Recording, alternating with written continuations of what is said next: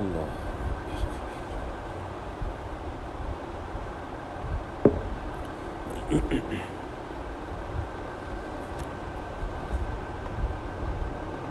الحمد للہ وکفا وسلام علی عبادہ الذین اصطفى اما بعد فاعوذ باللہ من الشیطان الرجیم بسم اللہ الرحمن الرحیم وما اصابکم من مصیبت فبما کسبت ایدیکم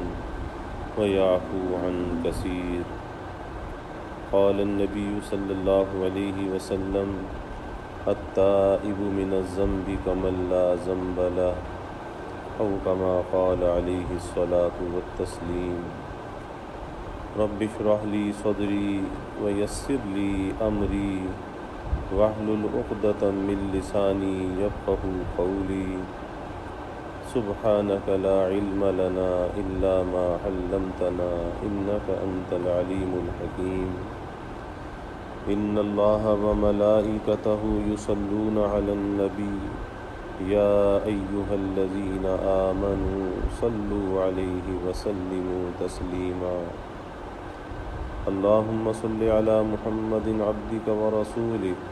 وصل علی المؤمنین والمؤمنات والمسلمین والمسلمات صدق اللہ العظیم وصدق رسولہ النبی الکریم ونحن على ذلك لمن الشاہدین والشاکرین والحمد للہ رب العالمین۔ توفیق الہی اپنے محبوب مرشد پاک کی برکت سے رمضان کی اس ظہر کی نشست میں گزشتہ کئی روز سے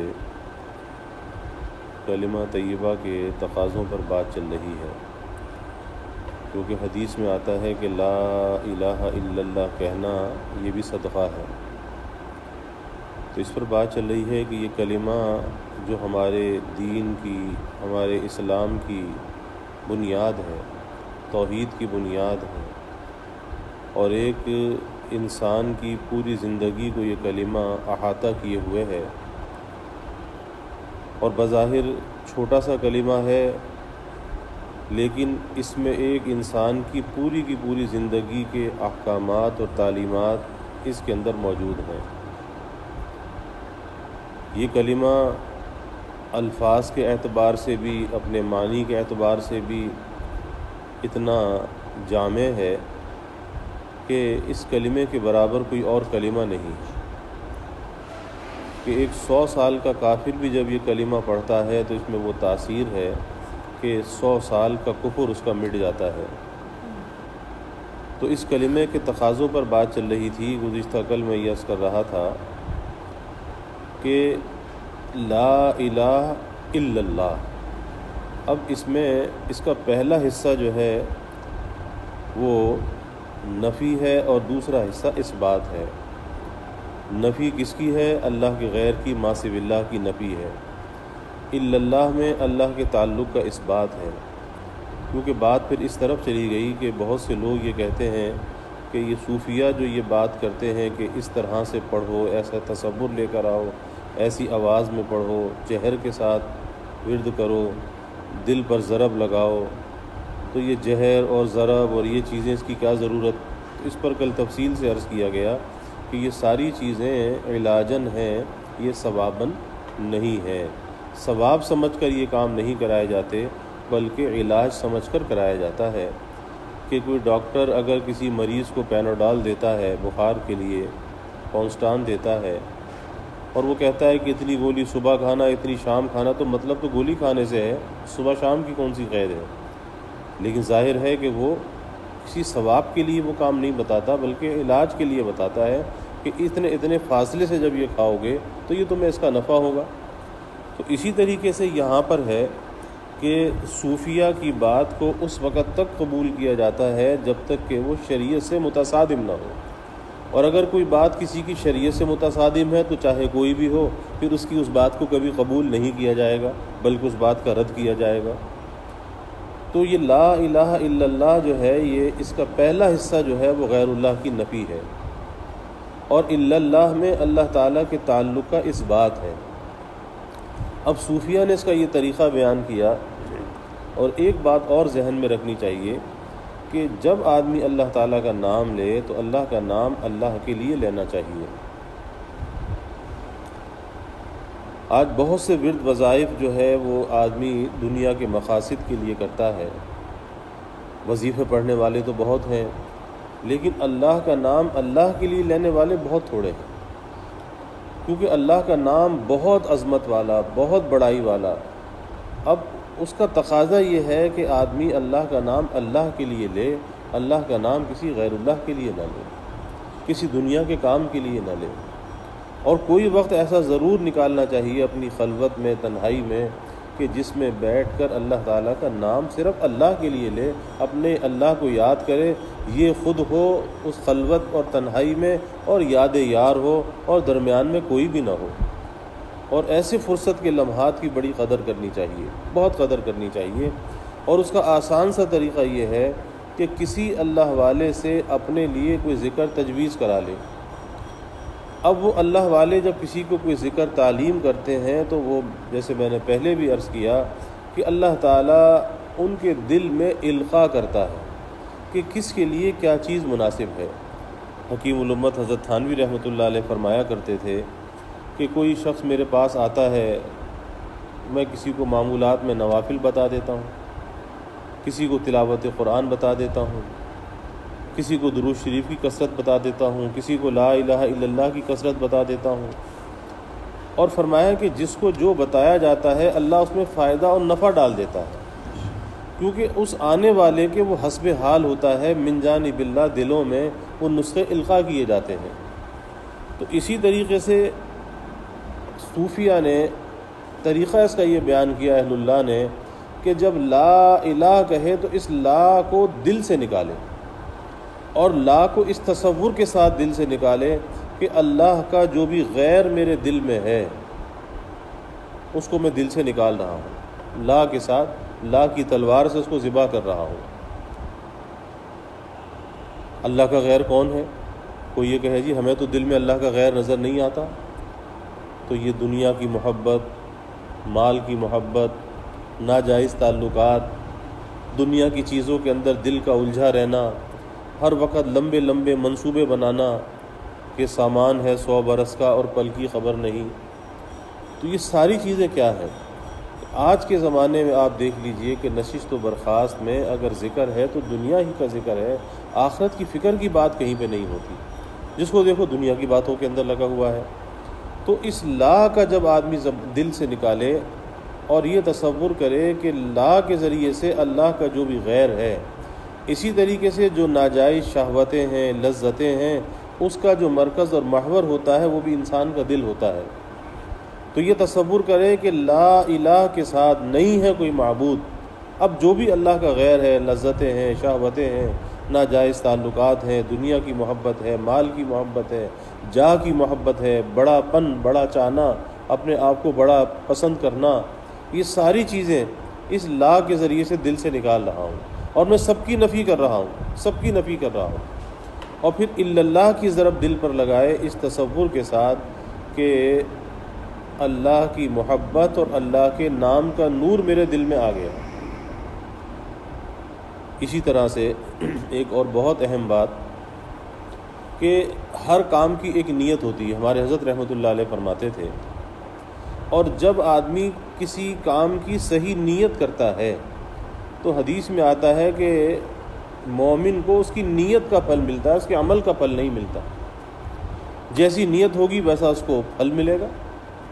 تو پہلی چیز یہ ہے کہ اللہ کا جب ذکر کرے تو اس میں نیت کیا ہونی چاہیے، کیونکہ نیت جو ہے وہ انسان کے عمل کی روح ہوتی ہے، اور اگر روح صحیح ہوگی تو عمل بھی صحیح ہوگا۔ اس لیے نیت کو سید الاعمال بھی کہا گیا اور نیت کو روح الاعمال بھی کہا گیا کہ یہ اعمال کی سردار بھی ہے اور کسی عمل کی روح بھی ہے۔ اب جب بندہ اللہ تعالیٰ کا نام لے تو اللہ کا نام لینے میں اس کی نیت یہ ہونی چاہیے کہ اللہ تعالیٰ کی محبت کے لیے میں اللہ کا نام لیتا ہوں، اللہ کو راضی کرنے کے لیے میں اللہ کا نام لیتا ہوں، اللہ کی رضا مجھے حاصل ہو جائے اور اللہ کی محبت مجھے حاصل ہو جائے، کیونکہ جس سے انسان کو محبت ہوتی ہے پھر اس کا وہ نام لیا کرتا ہے۔ اور پھر دنیا کے اندر ہم دیکھتے ہیں کہ اگر دنیا میں کوئی چھوٹا سا احسان کرتا ہے اور وہ احسان کرنے والا بھی ہمارے جیسا انسان ہوتا ہے تو ہم کسی نہ کسی بہانے سے اس کا نام لے دیتے ہیں، جی فلاں نے تو ہم پہ یہ احسان کیا تھا، فلاں نے ہمارا یہ خیال کیا تھا۔ تو جب دنیا کے محسن کو ہم یاد رکھتے ہیں اور کسی نہ کسی بہانے سے اس کا نام لیتے ہیں تو اللہ تو محسن حقیقی ہے، تو اس محسن حقیقی کو کیوں نہ یاد کیا جائے اور اس کو کیوں نہ نام لیا جائے، اور اس کا نام جب لیا جائے تو اس نیت سے لیا جائے کہ اس مالک کی محبت دل کے اندر آ جائے اور اس محبت سے ہمارا دل لبریز ہو جائے۔ اور محبت کی علامت کیا ہوتی ہے کہ دل میں محبت آئی یا نہیں آئی، یا اللہ کا نام ہم لے رہے ہیں، اللہ کے نام لینے کا کوئی فائدہ ہمیں ہو رہا ہے یا نہیں ہو رہا۔ کیونکہ بعض دفعہ آدمی اللہ کا نام لیتا ہے اور اسے اس میں کوئی لذت اور مزہ نہیں آتا تو وہ چھوڑ دیتا ہے۔ تو یاد رکھیے کہ اللہ کا نام کسی لذت اور مزے کے لیے نہیں ہے۔ اللہ کا جو نام لینا ہے وہ تو صرف اللہ کو راضی کرنے کے لیے لینا ہے اور اس کے حق کے محبت کو ادا کرنے کے لیے کہ اس کے ہم پر احسانات ہیں تو ہم بھی تو اس کو یاد کریں۔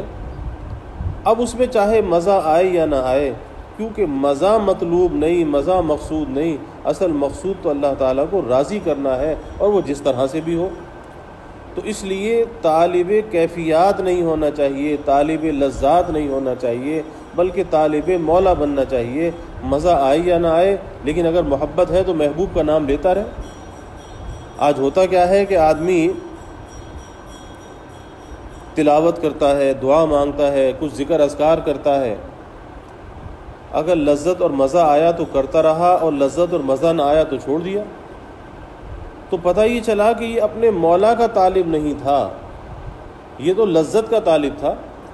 تو لذت کے لیے کبھی عمل نہیں کرنا چاہیے، کیونکہ لذات جو ہے یہ بھی تو مخلوق ہیں، اور مخلوق سے بلند ہو کر اپنے خالق اور مالک کو مطلوب بنانا چاہیے، اس کی طلب میں اللہ کا نام لینا چاہیے اور اس کی طلب میں اس کو یاد کرنا چاہیے۔ دنیا کی لذات اور کیفیات کو مقصود نہیں بنانا چاہیے، کیونکہ یہ کیفیات بھی تو مخلوق ہیں۔ اس مخلوق سے اپنے آپ کو بلند کر کے اپنے مالک اور خالق کے ساتھ اپنے تعلق کو جوڑنا چاہیے۔ حکیم الامت حضرت تھانوی رحمۃ اللہ علیہ نے اپنا ایک واقعہ بیان کیا۔ حضرت تھانوی رحمۃ اللہ علیہ کی عادت تھی کہ سفر کر کے اپنے زمانے کے جو بزرگ ہوتے تھے تو سفر کر کے ان بزرگوں کے پاس جایا کرتے تھے، ان سے کچھ نصیحت لینے کے لیے، کچھ دعا کرانے کے لیے، کچھ ان کی برکت حاصل کرنے کے لیے۔ تو ایک بزرگ تھے اس زمانے میں پیلی بھیت میں، اور تھے دوسرے مسلک کے لیکن تھے اللہ والے، میاں جی شیر محمد صاحب پیلی بھیتی رحمۃ اللہ علیہ۔ تو حکیم الامت حضرت تھانوی رحمۃ اللہ علیہ فرماتے ہیں کہ میں ان کے پاس گیا تو بڑی عمر کے وہ بزرگ تھے، بڑی عمر کے تھے۔ تو فرمایا کہ میں نے ان سے کہا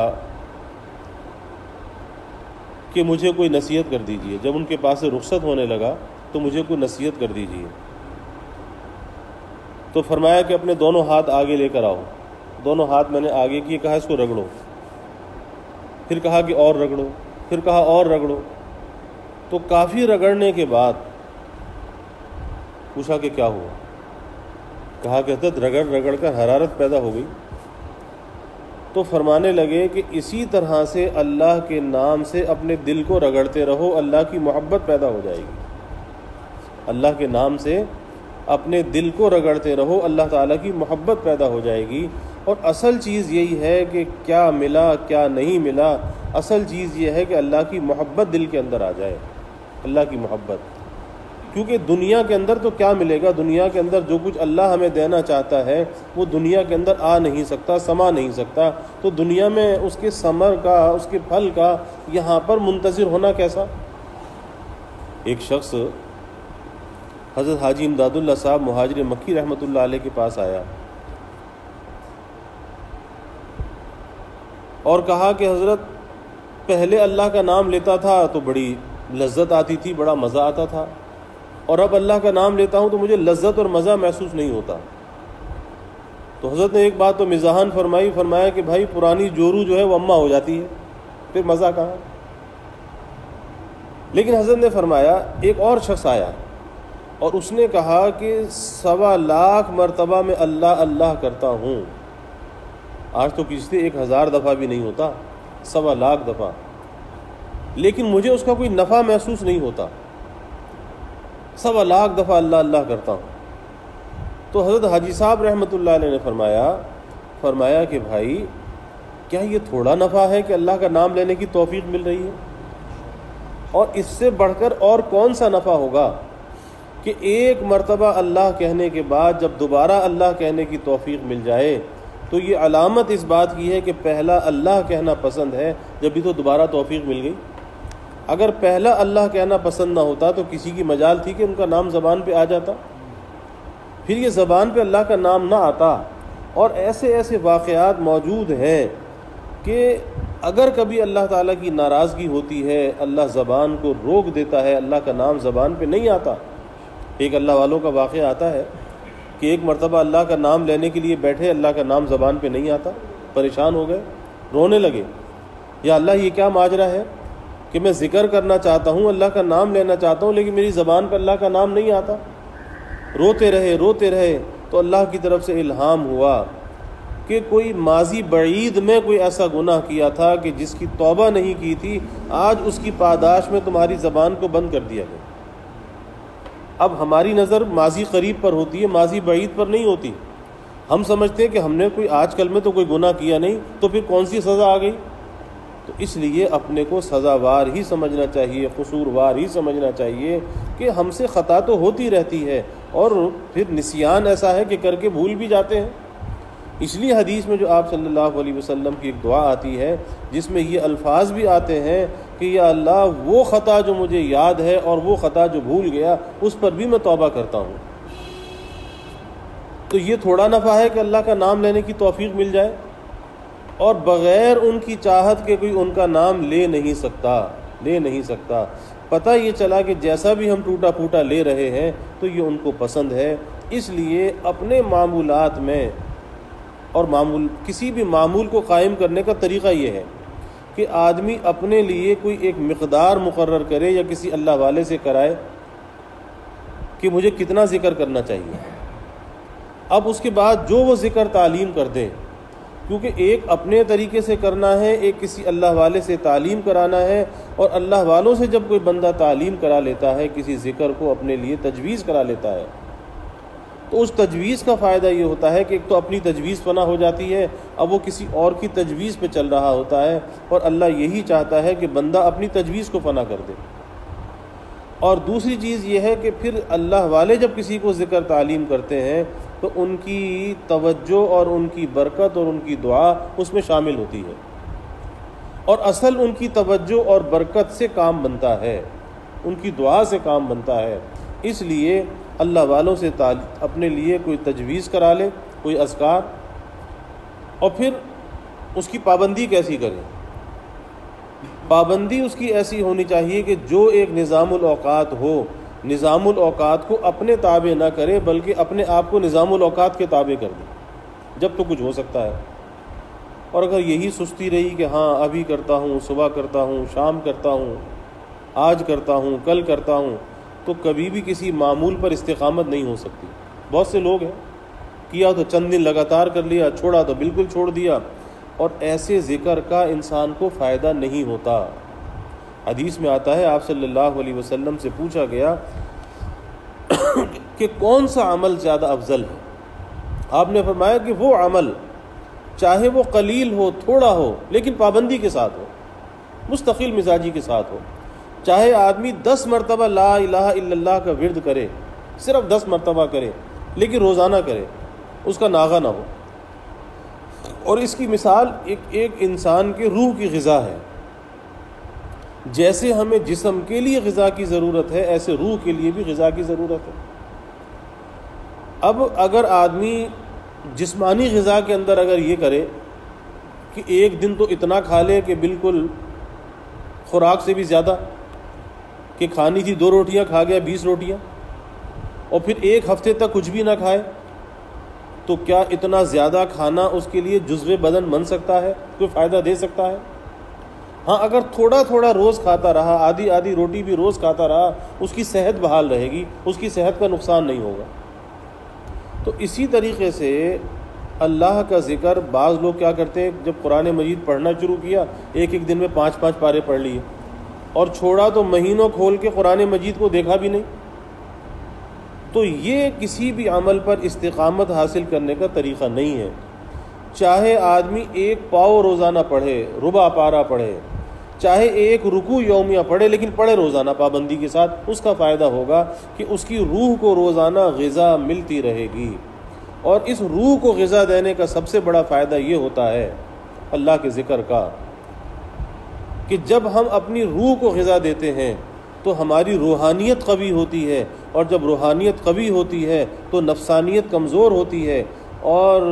نفس پر قابو پانا انسان کے لیے آسان ہوتا ہے۔ اس کے اندر ایک روحانی قوت موجود ہوتی ہے، اور وہ روحانی قوت باتیں بنانے سے نہیں آتی، وہ روحانی قوت، روح کی قوت اللہ کے ذکر سے آتی ہے، کیونکہ اللہ نے اس کی جو غذا رکھی ہے اپنا ذکر رکھا ہے۔ تو اس لیے معمول چاہے تھوڑا ہو، قلیل ہو، لیکن پابندی کے ساتھ ہونا چاہیے۔ اب اس کا طریقہ یہی ہے کہ تنہائی میں بیٹھ کر، خلوت میں بیٹھ کر، چاہے 10 منٹ ہو روزانہ، لیکن لا الہ الا اللہ کا ورد کرنا چاہیے، اور اس کی ساری تفصیلات میں کئی روز سے عرض کر رہا ہوں۔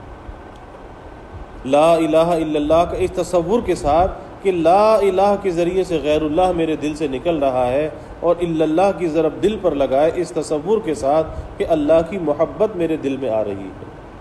اور پھر اللہ کی محبت کی علامت اور پہچان یہ ہوتی ہے کہ جب وہ محبت دل کے اندر آ جاتی ہے تو پھر آدمی نیکی کے لیے بے چین رہتا ہے۔ آپ دیکھ لیجئے، رسول اللہ صلی اللہ علیہ وسلم کا مرض الوفات تھا،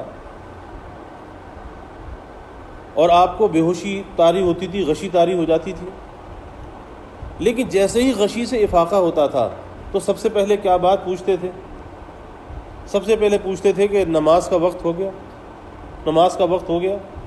یعنی سب سے پہلے اگر خیال ہے تو نماز کا خیال ہے۔ اور میں نے دیکھا ہمارے حضرت ڈاکٹر صابر صاحب رحمۃ اللہ علیہ، ان کی بیماری کے زمانے میں ان کے ساتھ رہنا ہوا، بیماری تھی، شدت کی بیماری تھی، کتنے عرصہ ہاسپٹل میں ایڈمٹ رہے، سب ان کے ساتھ رہنا ہوا، لیکن وہاں بھی یہ بات دیکھی کہ کمزوری میں غنودگی آ جاتی تھی، سو جاتے تھے، لیکن سب اٹھنے کے بعد سب سے پہلی بات جو ہوتی تھی وہی ہوتی، ارے بھائی نماز کا وقت ہو گیا، ارے بھائی نماز کا وقت ہو گیا۔ کہا کہ نہیں حضرت ابھی نماز کا وقت نہیں ہوا۔ یعنی یہ بھی نہیں پتہ چلتا تھا کہ اب وقت کون سا ہے۔ ایک آدمی مریض ہے، کمرے میں ہے، بستر پر ہے، اب اسے پتہ نہیں چلتا کہ یہ ظہر ہے، فجر ہے، مغرب ہے، عشاء ہے، کون سا وقت ہے، پتہ ہی نہیں چلتا۔ لیکن وہی فکر سب سے زیادہ کیا چیز ہے؟ علامت ہے کہ اللہ کی محبت جو ہے وہ دل کے اندر ہے، اور اللہ کی محبت اللہ تعالیٰ کی یاد سے آتی ہے، اللہ کی محبت اللہ کے ذکر سے آتی ہے۔ تو ذکر سے مقصود اللہ کی محبت کا پیدا کرنا ہے، ذکر سے مقصود کسی لذات اور کیفیات کا حاصل کرنا نہیں۔ اور پھر ایک تصور اس کے ساتھ یہ کرے کہ لا الہ کے ذریعے سے جہاں غیر اللہ میرے دل سے نکل رہا ہے، وہیں پر گناہوں کی ظلمت، کدورت، قساوت میرے دل سے نکل رہی ہے، اندھیرے میرے دل سے نکل رہے ہیں، اور الا اللہ کی ضرب جب دل پر لگائے تو اس تصور کے ساتھ ضرب لگائے کہ اللہ کے نام کا جو نور ہے، اللہ کے نام کا نور میرے دل کے اندر آ رہا ہے، اور جب وہ نور دل کے اندر آتا ہے تو دل چونکہ بادشاہ ہے، اس کے اثرات انسان کے پورے وجود پر پھیل جاتے ہیں۔ تو یہ طریقہ ہے لا الہ الا اللہ کا ورد کرنے کا۔ اور ہمارے سلسلے میں جو 12 تسبیح کا ذکر ہے تو اس میں شروع میں 2 تسبیح لا الہ الا اللہ کی ہے، کہ لا الہ الا اللہ جس طرح میں نے طریقہ عرض کیا کہ لا الہ کو دل سے نکال کے دائیں طرف لے جائے،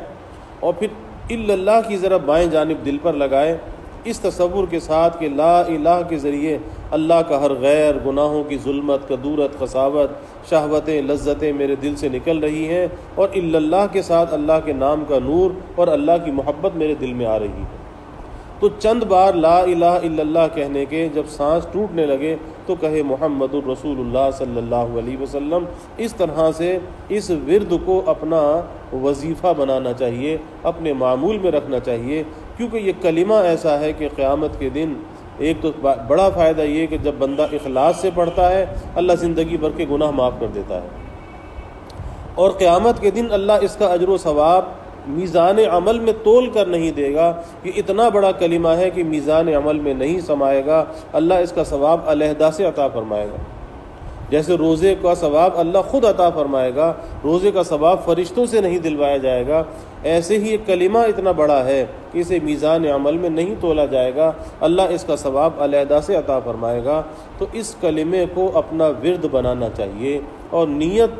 اللہ کی محبت کی ہونی چاہیے، غیر اللہ سے تعلق کا توڑنا اور اللہ سے تعلق کا جوڑنا، یہ اس ورد کا مقصد ہونا چاہیے، اور کسی لذات اور کیفیات کا طالب نہیں ہونا چاہیے، کیونکہ طالب مولا بننا چاہیے، طالب لذات اور طالب کیفیات نہیں بننا چاہیے، تاکہ اللہ بھی دیکھتا ہے کہ میرا بندہ میرا نام میرے لیے لے رہا ہے یا لذت اور مزے کے لیے لے رہا ہے۔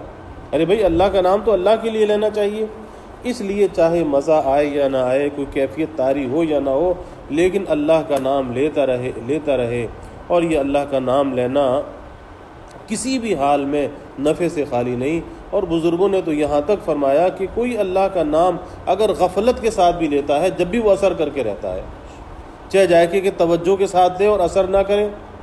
اور اللہ کا نام بندے کو اللہ کا بنا کر چھوڑتا ہے۔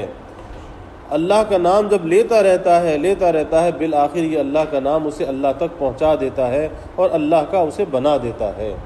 تو ہمیں اللہ کے ذکر کو اختیار کرنا چاہیے، لا الہ الا اللہ کہنا یہ صدقہ ہے، اور پھر اس کا طریقہ کہ کس طرح سے یہ ذکر کرنا چاہیے، اللہ ہمیں عمل کی توفیق عطا فرمائے۔ وآخر دعوانا الحمدللہ رب العالمین والعاقبۃ للمتقین، والصلاة والسلام على اشرف الانبیاء والمرسلین، اللہم صل علی سیدنا و مولانا محمد وعلى آل سیدنا و مولانا محمد وبارک وسلم۔ ربنا آتنا فی الدنیا حسنہ وفی الآخرۃ حسنہ وقنا عذاب النار۔ ربنا اتمم لنا نورنا واغفر لنا انک علی کل شیء قدیر۔ ربنا ظلمنا انفسنا وان لم تغفر لنا وترحمنا لنكونن من الخاسرین۔ اللهم اعنا على ذکرک وشکرک وحسن عبادتک۔ اللهم افتح اقفال قلوبنا بذکرک واتمم علینا نعمتک واسبغ علینا من فضلک واجعلنا من عبادک الصالحین۔ اللهم افتح مسامع قلوبنا لذکرک وارزقنا طاعتك وطاعة رسولك وعملا بكتابك۔ اللهم طهر قلوبنا من النفاق وأعمالنا من الرياء وألسنتنا من الكذب وأعيننا من الخيانة، فإنك تعلم خائنة الأعين وما تخفي الصدور۔ اللهم زدنا ولا تنقصنا، وأكرمنا ولا تهنا، وأعطنا ولا تحرمنا، وآثرنا ولا تؤثر علينا، وأرغنا وارغ عنا، وأرغنا وارغ عنا، وأرغنا وارغ عنا۔ اللهم أحسن عاقبتنا في الأمور كلها وأجرنا من خزي الدنيا وعذاب الآخرة۔ رب اغفر وارحم وأنت خير الراحمين، لا إله إلا أنت سبحانك إنا كنا من الظالمين۔ رب اغفر لي وتب علي إنك أنت التواب الرحيم۔ رب اغفر لي وارحمني وتب علي إنك أنت التواب الرحيم۔ اللهم إنا نسألك العفو والعافية والمعافاة الدائمة في الدين والدنيا والآخرة، والفوز بالجنة والنجاة من النار۔ اللهم إنا نسألك من خير ما سألك منه نبيك سيدنا محمد صلی اللہ علیہ وسلم ونعوذ بک من شر ما استعاذک منہ نبیک سیدنا محمد صلی اللہ علیہ وسلم وانت المستعان وعلیک البلاغ ولا حول ولا قوة الا باللہ وجزا اللہ عنا محمدا صلی اللہ علیہ وسلم ما هو اہلہ وصلی اللہ تعالی وسلم علی النبی الکریم آمین برحمتک.